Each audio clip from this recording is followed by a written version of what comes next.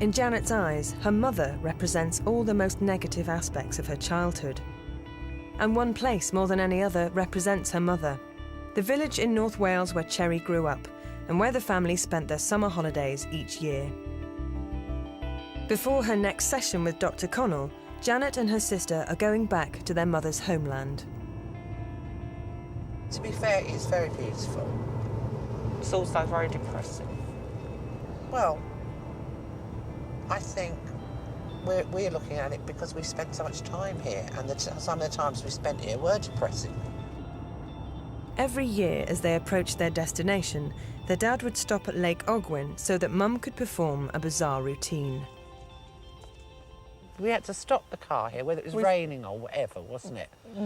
So that she could get out, Mother, and come, and she had to wash her feet in Lake Ogwen. That was, you know, that was it. I think it's like the first time that we'd stop in Wales and it was like some holy ritual, like she was back in her homeland and this was a really important place to her. And then between here and Lofofacken, she'd be putting her makeup on in the car. Yes. So it was a two-stage ritual arriving in Wales. There was the washing of the feet in Lake Ogwen, followed by the application of the makeup. Oh, she'd always look absolutely stunning. On arrival, whereas I'd be covered in car sick. Yes, And true. you would be all cross as well. Yeah. Because we've been shoved in the back of the car for 8 hours. Right, here's another sign. Lofofacken. This is how we'd come in. Yeah.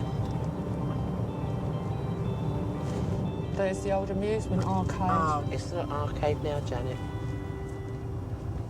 It's a bloody Christian fellowship. Doesn't that say it all?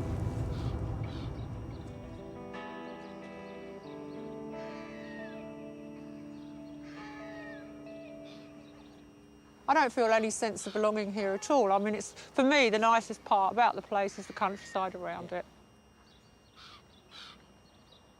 It was incredibly claustrophobic because we didn't speak Welsh and everybody spoke Welsh, and everybody knew everybody's business the entire time, and they gossiped all the time in the co-op and in the newsagents, and there was this kind of exchange of information.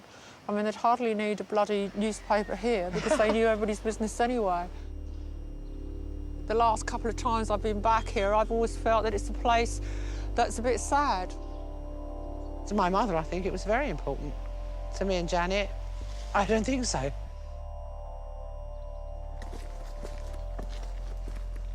I don't know what we used to do, really, because there is nothing to do. Down here, there's nothing to do. Look at it. Bugger all. No, it's not much. Walk up and down. Try and meet some boys in the amusement arcade. That was about the thrill of the week, wasn't it?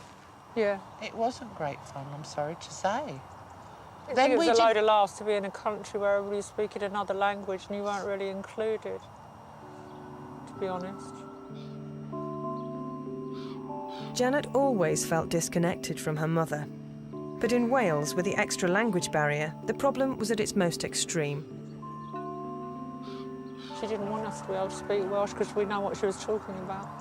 It was great, because they could have entire conversations, her, my aunt and my gran. And the budgie girl. And the budgie, and we had no idea what they were talking about.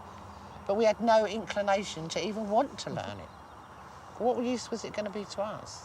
Wasn't much use in Fulham. No.